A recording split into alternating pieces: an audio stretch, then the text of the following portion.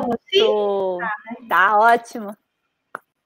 Bom, Elaine, daqui a pouco vamos esperar as pessoas entrarem. Vamos ver se vamos ter pessoas para conversar hoje conosco sobre essa obra Relíquia, né? Muito bom ter você aqui. Muito bom ter relido essa obra. Realmente, né? Acho que quanto mais a gente lê, mais a gente descobre coisas novas. Exatamente. Bom, eu vou apresentar a Elaine. A Elaine, ela é professora, doutoranda em literatura na Universidade de Coimbra, né, Elaine? Atua na rede pública de ensino em Pinda, né? Ainda está fazendo doutorado, terminou a parte obrigatória, mas está cumprindo e escrevendo a tese em sua casa, porque afinal de contas, vida de doutoranda não é fácil. Não. É um prazer enorme ter você aqui, Elaine, estudiosa de Eça de Queiroz, né? Está estudando todas as obras de Eça, mas está focando nos maias, é isso, Elaine? Exato. Primeiramente, boa noite. Para mim é um prazer, assim, obrigada pelo convite, Rê. E faço o meu doutorado sobre os maias. E hoje viemos conversar um pouquinho sobre a relíquia, né? Então, acho que é uma grande responsabilidade falar de um escritor assim tão consagrado, tão conhecido no mundo todo como é Eça de Queiroz, já estudado por grandes nomes em diferentes tempos. E vamos fazer um bate-papo, né? Sobre a relíquia hoje. Elaine, a Relíquia, ela é uma das obras mais geniais de Eça, né? E ter a oportunidade de voltar a ela, porque como eu também, né, fazendo doutorado, fica tão difícil a gente conseguir ler outra coisa que não seja o nosso objeto de estudo, né? Então, ter lido agora a Relíquia foi um prazer, porque eu já havia lido, mas eu não lembrava de quase nada. E esta obra, pesquisando aqui, ela está na FUVEST, na lista, né, de livros da FUVEST. Aí eu fiquei pensando, falei, nossa, que responsabilidade conseguir trazer nós que somos, né, pesquisadoras, cada uma na sua área, mas ao mesmo tempo trazer o que a gente pesquisa na academia para uma linguagem, né, para ajudar tantos jovens que com certeza ao lerem essa obra vão encontrar algumas dificuldades, né? Então, para não ficar na superficialidade apenas, né, do enredo, da historieta ali, a gente precisa mostrar pontos importantes a serem vistos, né? Então, eu queria... já temos a Karina. Oi, Karina! Então,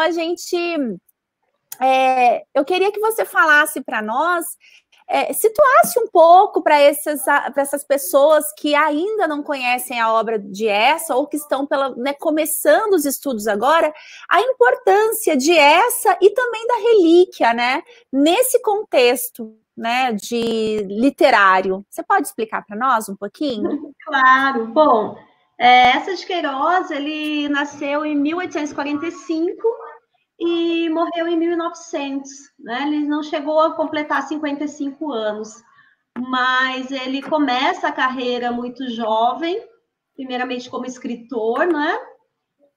De jornais e depois ele passa para escritor literário, mas ele teve uma forte influência na literatura, né, como um todo, nas transformações literárias, vamos dizer assim, do século XIX, que era um momento em que se passava do romantismo para o realismo, né, uma mudança de pensamento, de tudo, né, na sociedade, de relações, e o Eça entra nesse grupo jovem aí, né, de jovens escritores, começa lá na Conferência do Cassino, com ideias inovadoras para a época, certo? E começa ali a sua carreira literária. Então, nós temos duas grandes obras, que foi O Crime do Padre Amaro, que foi o primeiro romance, né, que ele publica,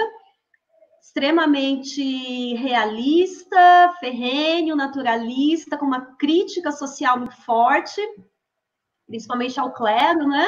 Uhum. E foi um romance, assim, de bastante repercussão e até com questões polêmicas em relação à igreja, né? Porque é um padre que engravida uma garota e tem todo esse contexto.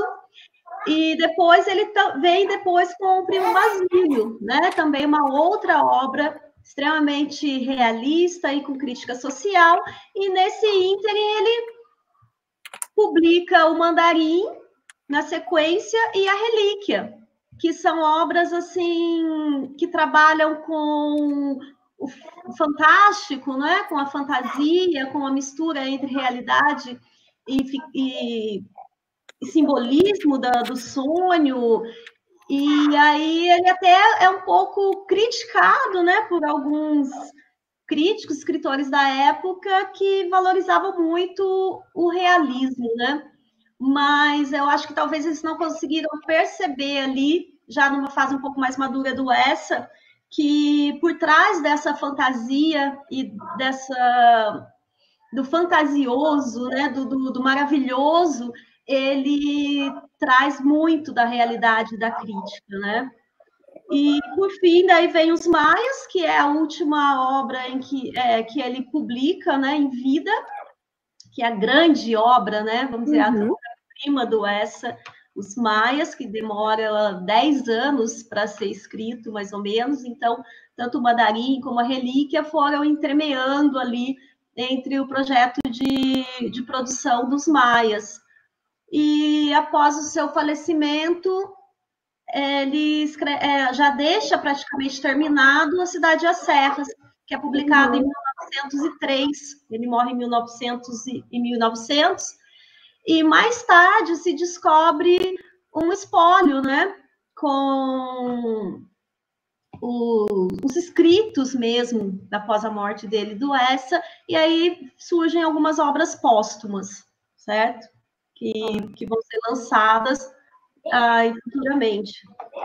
Então, mais ou menos seria isso, né? No caso, e interessante saber que o Essa ele já foi um escritor bastante reconhecido ainda em vida, né? Ele não foi assim alguém que ganhou reconhecimento depois de morto, não, né? Então ele já teve um grande reconhecimento como escritor, e tanto que 2 anos após a sua morte, nós temos em Lisboa uma estátua que foi feita em tamanho real, né?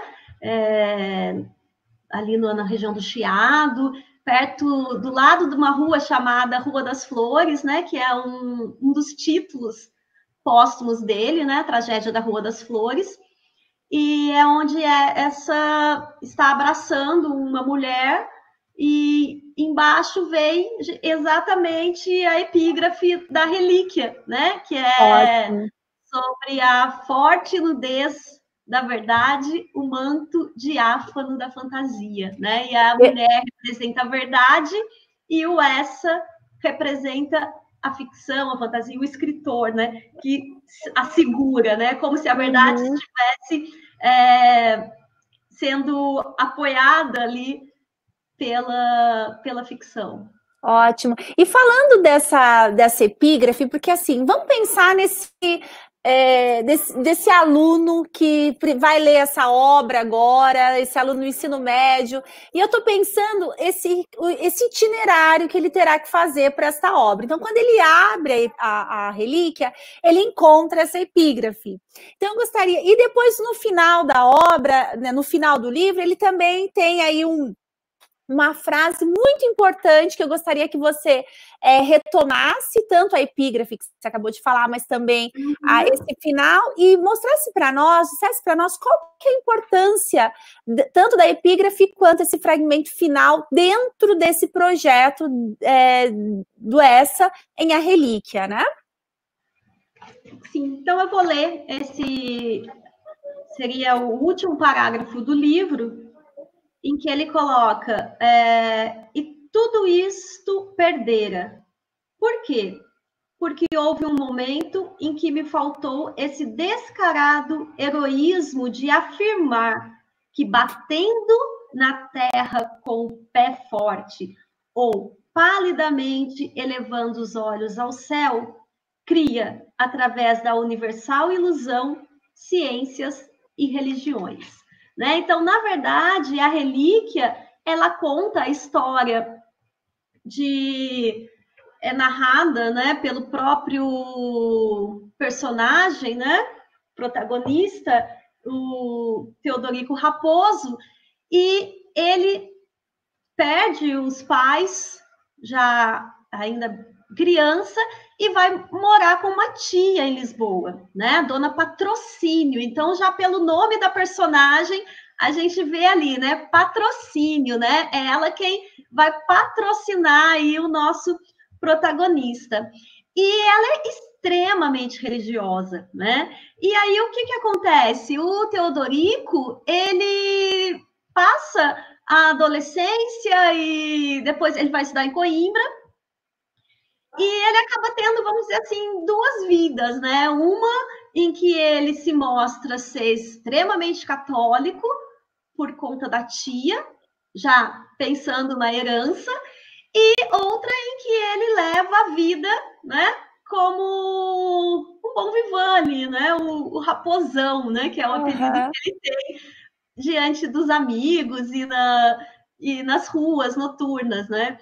Então, assim, é como se houvesse nesse personagem um lado que ele valoriza extremamente a religião, se fazendo um grande católico, né, religioso, e outro em que ele se mostra voltado para a vida, né, para os prazeres mundanos e etc. E depois que ele se forma em Coimbra, a tia resolve dar uma viagem de presente para ele, e ele quer ir para a França, né, que era a época da Belle Époque. A França, né, né, a Paris, né, que todo mundo quer conhecer. Mas ela fala que não, que lá é muita podridão, né? Ela usa umas palavras, né? Lá pode falar. E ele tem, é interessante que aí ele dá um exemplo, não, para conhecer as igrejas, aí ela, que ela portuguesona, fala, mas ninguém ganha dos portugueses em procissões do Senhor, as belas igrejas, né? Então mostra aí Portugal, mas sabemos aí que nesse momento Portugal era o quê? Ainda a porta dos fundos, né?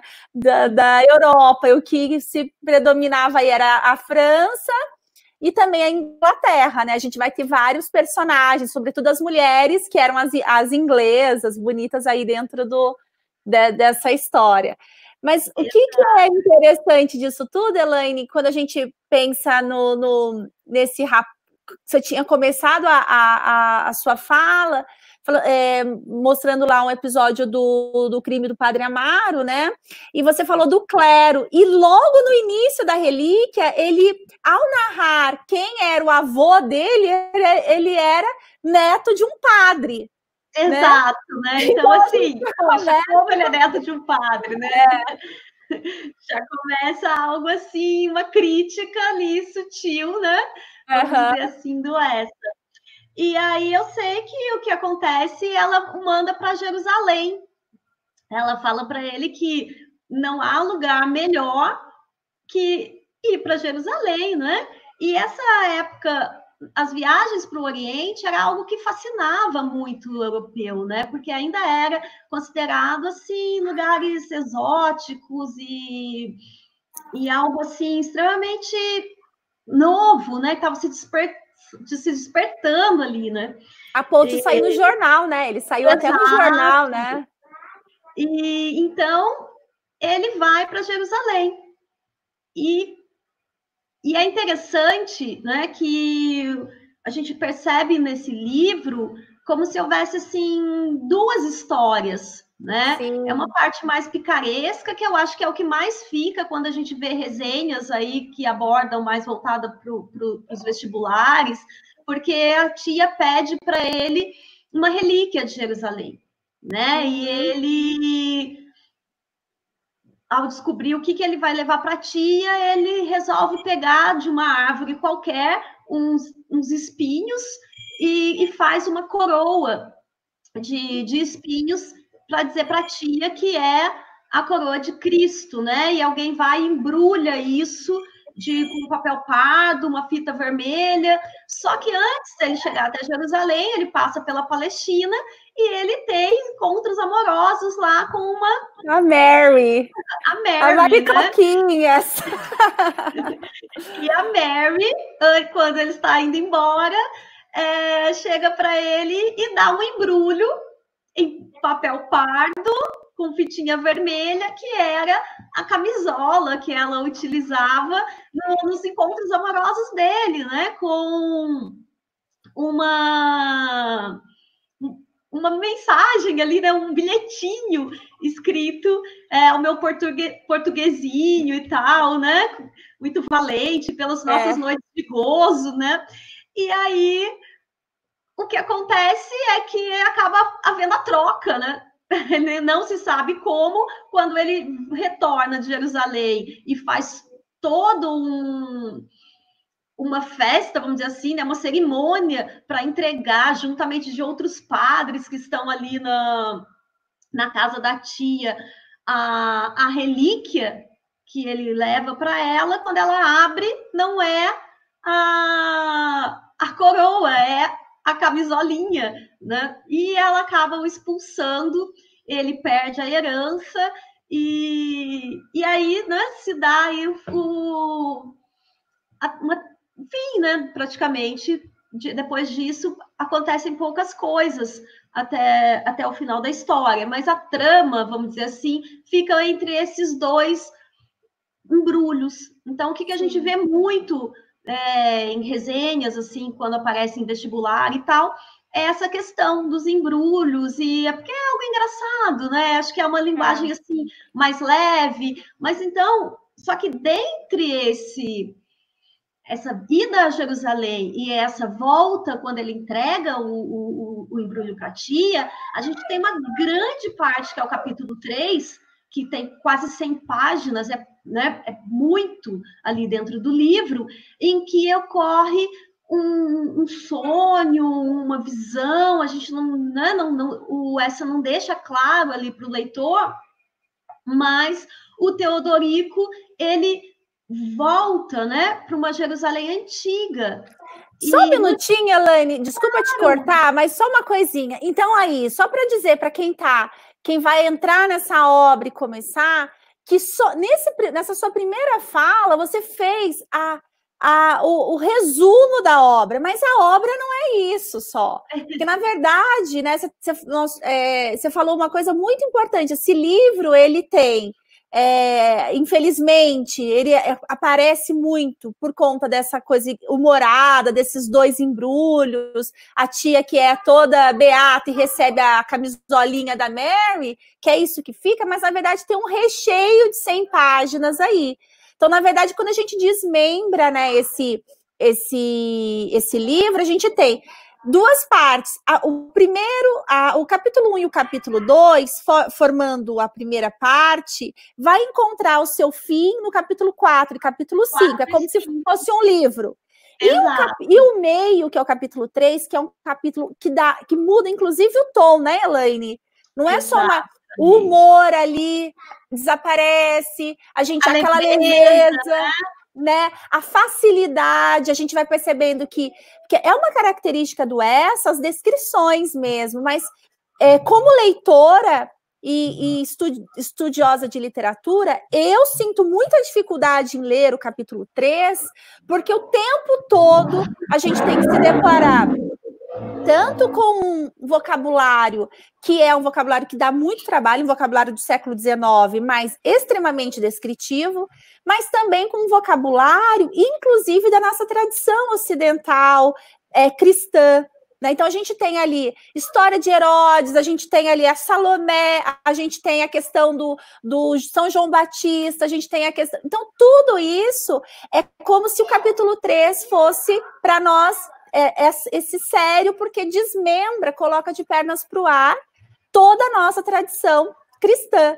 Então, na verdade, infelizmente, eu não teria que pegar na mão desse aluno que vai ler uma obra dessa, porque senão ele pula isso, ele perde e fica só na historieta. Não é verdade? Exato, porque então, na verdade, na verdade é assim, o que a gente vê realmente é quando se fala na relíquia, se pensa logo nesses dois embrulhos, né? Mas a relíquia é muito mais rica, porque eu acho assim, que é nesse capítulo 3 que realmente não é fácil e que eu fico assim, às vezes até preocupada, né? De que modo esse menino vai receber essa obra. Se ele não tiver um professor ali para orientar, para acompanhar essa leitura, essa obra realmente vai ficar perdida e vai ficar na superficialidade da farsa, da obra humorística, né? Que muitos não entenderam até na época e vieram com algumas críticas negativas ao essa em relação à relíquia. Mas nesse capítulo 3, a gente, para mim, ao meu ver, a gente tem toda a riqueza da obra, né? E tem toda a crítica escondida atrás da fantasia, né? Porque o mais engraçado é que é o capítulo mais fantasioso, porque é quando o Teodorico, em um sonho, em uma ilusão, a gente não sabe o que acontece, ele retorna ao dia em que Jesus vai ser crucificado, né? Então, ali ele encontra Pôncio Pilatos, ele vê todo o julgamento de Cristo, as pessoas lá embaixo gritando Barrabás, Barrabás, né? Soltem Barrabás, e todo um estudo, né? E assim a gente vê que é um capítulo numa linguagem um pouco arrastada, né? Não tem como negar. Sim. Com grandes descrições e com uma linguagem que trabalha muito com palavras da religião, da história, né? E que não é de conhecimento ali de um aluno, até assim, para mim mesmo, né? Então, eu sinto isso também. Algumas no dicionário para verificar o que era, o que significa, né? Então, assim, a gente percebe que é preciso uma atenção muito grande, é onde ele muda esse tom, né? Já não é mais uma linguagem tão leve como do início, que você pega e vai numa leitura fácil. Ali não, é uma leitura um pouco mais arrastada. No início e no fim, a gente ri com o Teodorico, porque, na verdade, como o Antônio Cândido mostrou para a gente a dialética da malandragem, ele é aquele que tem que ser o malandro para se dar bem numa sociedade, por conta de uma tia que não dá outra possibilidade para ele. Então, a gente se diverte com isso, né? E ele adora uma saia, né? Ele adora uma mulher, né? Então, a viagem dele inteira foi pensando em mulheres. Então, e para a tia isso era o quê? Era nojento, né? Se ela soubesse de algo, ela o escorraçava, ela dizia bem isso. Então, ele é esse personagem malandro que vai tentar driblar tudo isso. Exato, considerado pícaro, né? Até exatamente. Só que chega no capítulo 3, Elaine, o que a gente percebe? O Essa, ao pensar, quando... Né, e aí vem toda a sacada, a genialidade desse escritor, ele vai preparando o terreno a partir do capítulo 1 para esses momentos de sonho e devaneio desse personagem. Porque, por exemplo, no capítulo 2, a gente já tem o momento em que ele, dentro de uma embarcação, ele sonha com a Adélia, que é a namoradinha dele lá de Lisboa, de Portugal, e ele sonha que estava junto com a Mary, então estava ele, Mary, que era a namorada dele da Palestina, né? Da Palestina? A Mary é da Palestina. Alexandria. A namorada dele de Alexandria, então estava ele, Mary, e aí o diabo vai passando lá, e vai tentando se aproximar. E aí a Adélia meio que dá uma olhada para o diabo, e ela fala, até eu, esse sujo, sua nojenta, né? Então, quer dizer, porque na verdade ela tinha o traído. E aí o que acontece? Ali o diabo se aproxima e eles vão começar a conversar. No que eles começam a conversar, o diabo mostra para ele que depois de tudo consumado, que é a presença de Jesus Cristo, aí ele fala essa seguinte frase: está tudo consumado, fala em latim, e aí ele vem dizer, e aí eu acho uma cena interessantíssima, tudo em sonho. Ele vem dizer assim, como que é a frase? Deixa eu ver se eu vejo aqui. A face humana tornava-se, diabo falando, a face humana tornava-se para sempre pálida, cheia de mortificação, uma cruz escura, esmagando a terra, secava o esplendor das rosas, tirava o sabor aos beijos e era grata ao Deus novo a fealdade das formas. Porque o que acontece? O diabo vem mostrar que antes de Jesus e antes do Salvador, tinha o quê? Tinha a prostituição, as mulheres se prostituíam e vinha tudo, era tudo uma grande festa, né? E que agora é tudo chato, não tem beleza, os lábios das mulheres já não tem mais esplendor. E aí, a parte mais interessante é que o Teodorico vai consolar o Lúcifer, fala, não, mas não fica assim tristinho não, porque que venham muitas prostituições, muita guerra e tudo mais.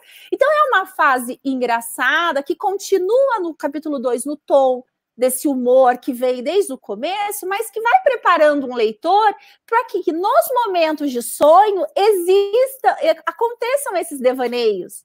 Né? Porque o que acontece no sonho? No sonho impera o quê? O inconsciente. Então, nesses momentos de sonho, o que a gente percebe é no projeto desse autor aí uma possibilidade de colocar tudo de pernas para o ar. Então, ele coloca toda a sociedade, coloca toda a crítica, né? Ao cristianismo e como isso foi tornando o mundo todo, né,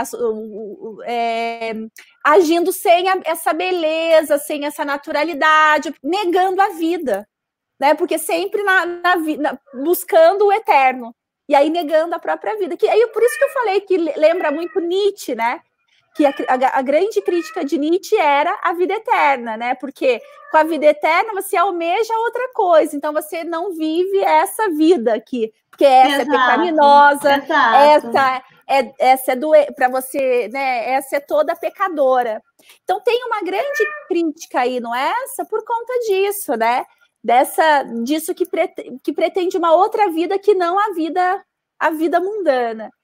Então, pode falar. Essa crítica, na verdade, ao clero, ao catolicismo, é muito forte, não é? Essa em várias obras, né? Não só na Relíquia, ele sempre vem trazendo isso, mas é importante ressaltar que a crítica, ela não é a religiosidade em si, né? Então, muitos diziam, essa é ateu e tal. Não é uma crítica à religiosidade, mas é uma crítica à hipocrisia, né? Que muitas vezes o clero ele propunha algo em nome da religião, mas os próprios padres não agiam naquela maneira, né? Tanto que o avô do Teodorico era um padre, né? O padre Amaro engravidou a menina, né? E assim a gente vê Fradique Mendes também tem episódios dos padres bebendo e comendo numa comilança, numa gula tremenda, também contrariando aí os dogmas, vamos dizer assim, né? Da igreja, que eles pregam, né? Na igreja.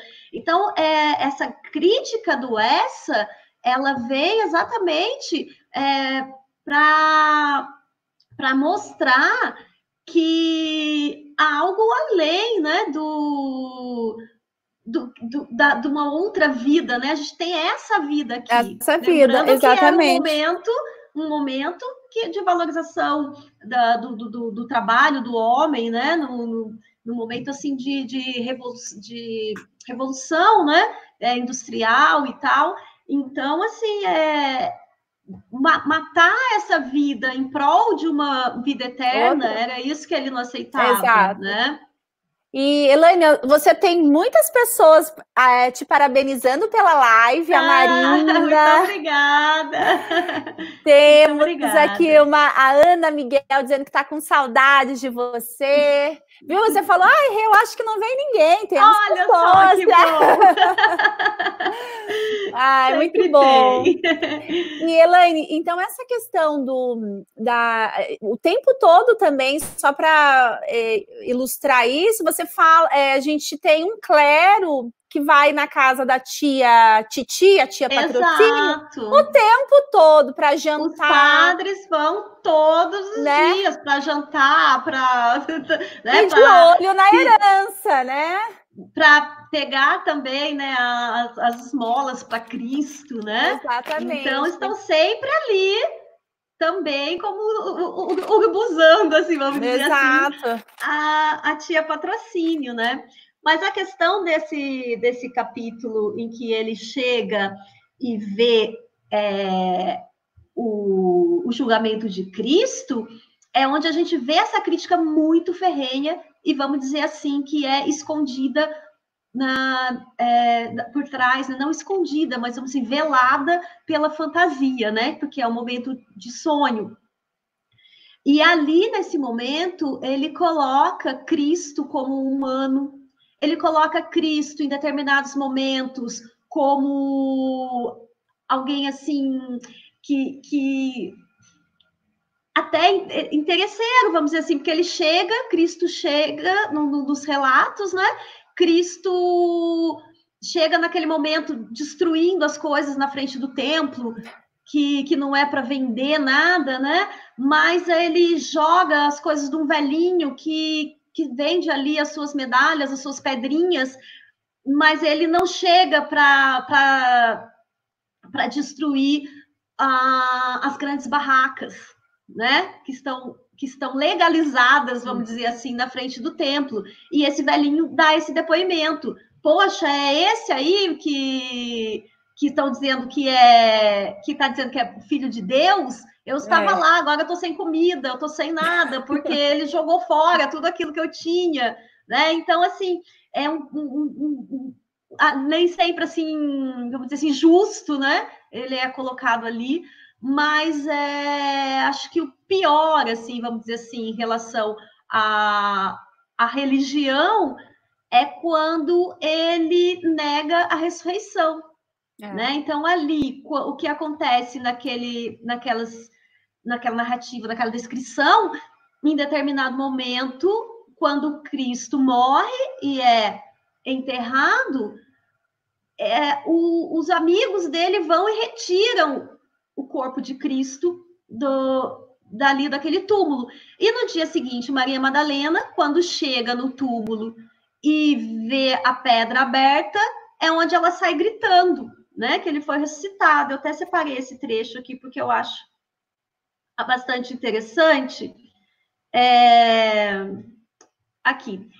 Encontraram no aberto, no caso o túmulo. Encontraram no vazio, porque tiraram Cristo dali de dentro, né? Desapareceu, não está aqui. Então, Maria de Magdala, crente e apaixonada, né? Ele também coloca que quando Jesus está na cruz, há muitas mulheres chorando ali por conta dele, e insinua que eram mulheres que tiveram algo com Jesus, né? E aí a Maria de Madalena irá gritar por Jerusalém: ressuscitou, ressuscitou.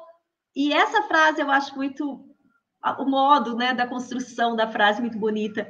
E assim, o amor de uma mulher muda a face do mundo e dá uma religião a mais à humanidade, né? Então, na verdade, ele diz que esse catolicismo só surge a partir do momento em que a Maria Madalena grita e por amor, né? E Cristo teve um romance com ela, né? Ele coloca aqui. Então, imagina no século XIX, num Portugal extremamente católico, como foi a recepção dessa obra, né? Então, houve realmente muita crítica negativa, houve quem talvez não entendeu direito, penso eu, porque ele disfarça toda essa crítica da fantasia, né? Então é interessante a gente perceber que onde ele coloca a fantasia é onde ele dá a crítica mais ferrenha. Né? Então, isso é interessante. E aí vale lembrar, por conta disso, vale voltar lá na epígrafe e ler para as pessoas. Porque aí a epígrafe fica ainda mais clara. Você pode ler para quem entrou agora e perdeu essa epígrafe? Né? A epígrafe é sobre a forte nudez da verdade, o manto diáfano da fantasia. Né? Então, esse manto que é transparente, né, diáfano, ele está sobre a verdade, mas ele não consegue cobri-la, né, porque ele é transparente. Então, aqui a gente vê essa fantasia, ela não cobre a verdade. E o mais irônico aí também é que quando ele vê Cristo, ele fala assim, poxa, ele não está com uma coroa, ele está com um turbante, né? Então, ali a gente percebe o quê? A Vera. Olha que fofa! Obrigada, Vera. Em ter você como professora. É minha coordenadora. Muito obrigada, Vera. Então, ali, quando ele vê Cristo com um turbante na cabeça, ele não vê em momento algum a coroa de espinhos. E é justo essa relíquia que ele não viu no sonho dele, né? Que ele não viu naquilo que para ele foi a realidade do que aconteceu na época, é o que ele tenta entregar para a tia, né? Então é mais um jogo de ironia aí, vamos dizer assim, no caso do autor, né? E ele coloca essa questão quando ele vê Cristo e de uma maneira muito humanizada, né? Acho que é interessante a gente mostrar, né? Porque eu acho que quando a gente fala em literatura é legal mostrar a obra, né? Para instigar também as pessoas que de repente estão assistindo e que ainda não leram, né? Recomendamos, né, Rê? Eu super recomendo também. Como eu falei, né? Eu li por conta agora dessa live, né? Porque a gente está lendo tantas outras coisas e foi um presente reler, né, Elaine? Exato, e coincidentemente, né? nós havíamos lido na mesma época, né? Lá em Taubaté, no curso e tal. Mas foi outra leitura agora, né? Sempre outra leitura. Totalmente, né? Então, aqui ele diz o seguinte, quando ele vê Jesus, mas, ó rara surpresa da alma variável, não senti êxtase nem terror, porque ele estava ansioso, né, para ver a face de Cristo, que ele tanto ajoelhou diante da imagem nas igrejas, né, e agora poder ver a face real de Cristo, e aí ele diz, não senti êxtase nem terror. Era como se, de repente, me tivessem fugido da memória longos, laboriosos séculos de história e de religião. Nem pensei que aquele homem seco e moreno fosse o remidor da humanidade. Achei-me inexplicavelmente anterior nos tempos. Eu já não era o Teodorico Raposo, cristão e bacharel. A minha individualidade como que a perdera, à maneira de um manto que se escorrega nessa carreira ansiosa desde a casa de Gamaliel. Né? Então, novamente, é o manto aí que aparece, né? Como se um manto que se escorrega e ele já não vê mais Cristo, como se ele estivesse realmente entrando naquele tempo anterior ao atual, né? E já se perdesse um pouco das memórias de um Cristo, vamos dizer assim, o Deus, né? Um Cristo mitificado. Então, a gente vê muito na literatura também essa questão de como se constrói um herói.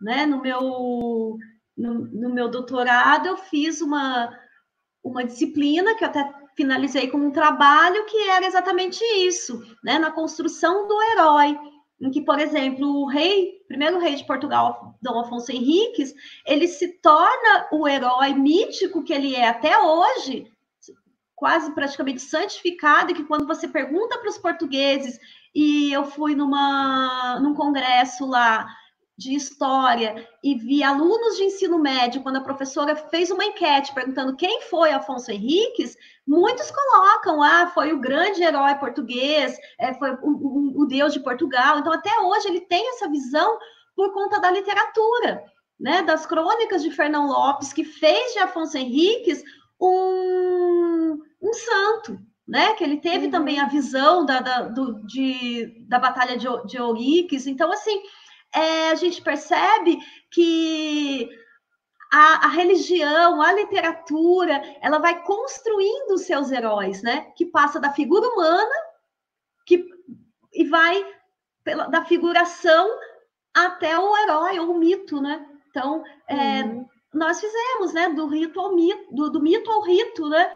Com o professor Segolini, uma disciplina no mestrado na PUC, em que mostra mais ou menos isso, né? Que os rituais, o que vai se repetindo com frequência, vai construindo essa figura.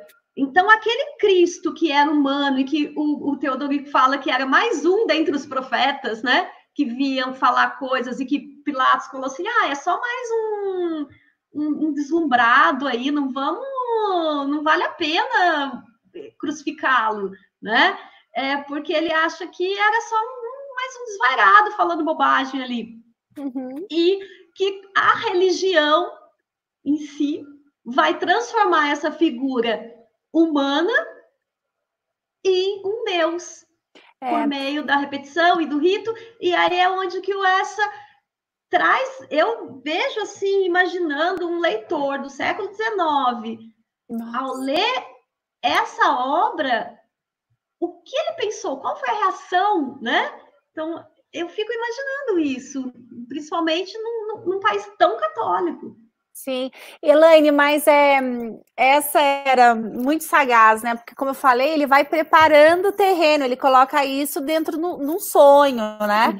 Porque no capítulo 2, tem um episódio em que depois que porque tudo isso que você acabou de falar está no capítulo 3, mas no capítulo 2, quando ele pega a coroa de espinhos, e aí ele volta para a tenda, ele já está na hora de dormir, então ele deita e dorme no catre. Então, daí começa o capítulo 3, adormeci, né? E então, quer dizer, o tempo todo o leitor já está sabendo que aquilo é um sonho, né? E no sonho que predomina é o inconsciente, tudo isso acontece.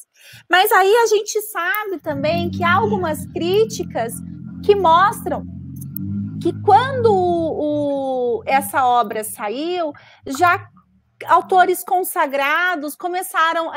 tem não lembro do nome agora, ele diz que o Teodorico adormeceu e quem sonhava era o Eça de Queiroz.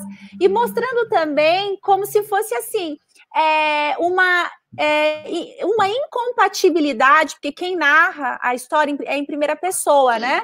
Então é o Teodorico, uma incompatibilidade de um reles, né, bacharel que vivia, o negócio dele era só mulheres, né? Viver entre as saias das mulheres, ter todo aquele conhecimento e todo aquele discurso, né? Como se o discurso fosse incompatível. Mas aí eu queria que você falasse assim. Dá para ler, sim, como um discurso do Teodorico, obviamente, né? Porque parece que isso é minha leitura. Eu tô falando e eu tô respondendo, porque assim, eu li aquilo, porque o capítulo 3 é todo o sonho de tudo que ele viveu no capítulo 2 com o Topsius. O Topsius era um grande doutor, o erudito, que conhecia tudo da Terra Santa. E ele ficou o tempo todo com o Topsius, e o Topsius ia falando, ali é Jerusalém, ali era o lugar onde São João Batista foi decapitado, ali era tal lugar. Então, quer dizer, ele ouvia, e o Topsius sabia muito de geologia, sabia muito de uma série de coisas. Então, o que a gente tem aí? A gente tem um sonho que se dá com o quê? Com tudo que ele viveu ao longo do dia, né? Então, exato, assim, eu acho que... E eu acho assim, não é só isso também, né? A gente tem que pensar que o Teodorico teve uma vida inteira de religiosidade, né? Que ele vivia com a tia e assistia 3, 4 missas por dia, né? Teve estudo de religião. Então, ele era uma pessoa que conhecia a Bíblia, conhecia a história do catolicismo também, né? Sim, sim. E isso é importante. E ver nessa questão. E tem algum, assim, algum escritor famoso que a gente conhece aqui no Brasil, né, que recepcionou essa obra de uma forma positiva, negativa? Quem, assim, que mais é expressivo desses que a gente conhece, de crítica? O que foi dito sobre essa obra quando ela foi lançada? É interessante que a Relíquia ela foi lançada primeiro aqui no Brasil, né? Ela veio em forma no jornal da Gazeta, acho que é a Gazeta o nome, não me lembro agora, mas ela foi escrita durante 3 meses, né? Aqui no Brasil, e só no ano seguinte que ela foi compilada em livro e foi lançada em Portugal, né? E a gente tem, assim, né? Um pouco do próprio Machado de Assis, né? Que ele coloca um pouco essa questão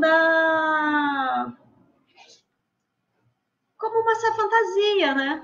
Também vendo aí nessa fantasia do Essa, né? Embora a crítica do Machado não fique mesmo mais sobre a relíquia, né? Há outras críticas do Machado ao Essa, né? Até episódios polêmicos que não caberia aqui agora, porque não daria tempo. Ah, se ele falou alguma coisa dessa obra, eu vou ficar muito chateada. Mas ele fala muito em relação a outras obras, principalmente, né? O Crime do Padre Amaro e o Primo Basílio.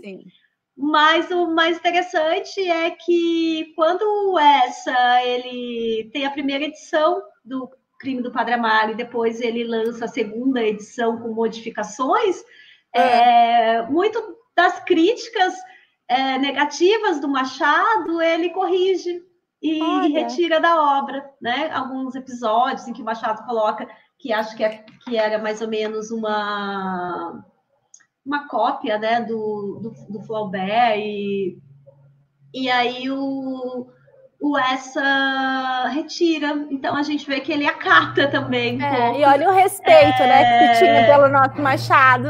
Exato. Mas deixa eu te perguntar. Mas deixa eu te perguntar, Elaine. Então, como eu falei, você considera, então, essa obra, a genialidade como você disse, do Essa, nesta obra, está nessa forma como ele encontra de fazer toda essa crítica, porque se até então ele vinha fazendo crítica aos costumes da sociedade portuguesa, do clero e tudo mais, agora ele faz uma crítica de uma forma totalmente carnavalizada, ele faz uma crítica a algo muito maior, né? Que não envolve só a sociedade portuguesa. Exato, né? Na verdade ele contesta todo o catolicismo, né? Ele contesta a divindade de Jesus Cristo ali, né? Porque se ele não ressuscitou, né? Como que ele fica? Quem foi ele? Né? Então, assim, contesta. Então, isso eu acho que dentre todas, a crítica mais severa do Essa em relação à igreja, em relação à religião, né?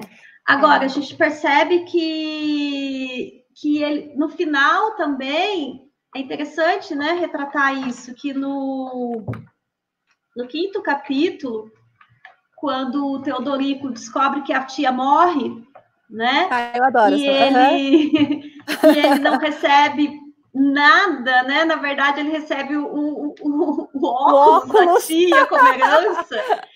E ela deixa metade para um padre, um tanto para a igreja, e grande parte para um Padre Negrão. Que ele... não estava na história, né? Que entra na história só no final. Entrou na história só quando Teodorico voltou a Jerusalém. E Teodorico, tipo, olha assim, quem é esse negrão? Ela fala, o negrão vem hoje para o jantar. Falou, mas o negrão vem jantar no meio da semana. Esse padre vem jantar aqui todo dia, né? Então, esse negrão que já estava de olho na herança, que acaba realmente herdando praticamente tudo e herdando a primeira mulher por quem o Teodorico foi apaixonado, né? A Adélia, que ele descobre que o padre tem um caso aí com essa Adélia, ele fica bastante furioso. Mas aí, quando ele recebe esse óculos de herança aí, que ele vai maldizer a tia, né? E vai maldizer tudo, ele está no seu quarto de pensão e ele se vê diante de Cristo e começa a gritar e brigar com aquele Cristo na cruz, que está dentro de um vidro, e de repente aquele vidro se parte e a imagem surge, grandiosa para ele, em meio de raios. E ali ele tem uma visão, e que Cristo coloca que, na verdade, é a própria consciência dele. Né? Então, eu acho bonito isso, né? Que, na verdade, assim, a religião, o que é bom e o que é ruim, está na nossa própria consciência. Né? Então ele fala, você me deserdou por culpa sua. Eu falo, por culpa minha, não. Você nunca foi cristão. Você nunca me adorou com verdade. Você nunca foi a uma missa para ouvir as minhas palavras. Você sempre foi para mostrar para sua tia. As suas únicas palavras verdadeiras para mim foi quando você rezava pedindo a morte dela, né? Que ela batesse as botas logo para você herdar a herança. Então, essa sua desgraça não é culpa minha. Essa sua desgraça foi você mesmo quem construiu. Você nunca foi um homem honesto, você é um grande hipócrita.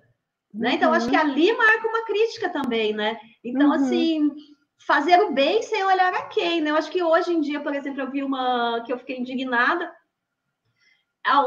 numa foto na internet, uma mulher entregando uma cesta básica com uma mão e tirando uma foto selfie na outra, entendeu? Então, assim, se fazer o bem é mostrar o outro, isso não passa de hipocrisia, né? Então, acho que é essa crítica também que o Essa deixa, né? E faz com que o Teodorico tente mudar de vida, se sinta assim, não, vou tentar ser melhor a partir de agora, né?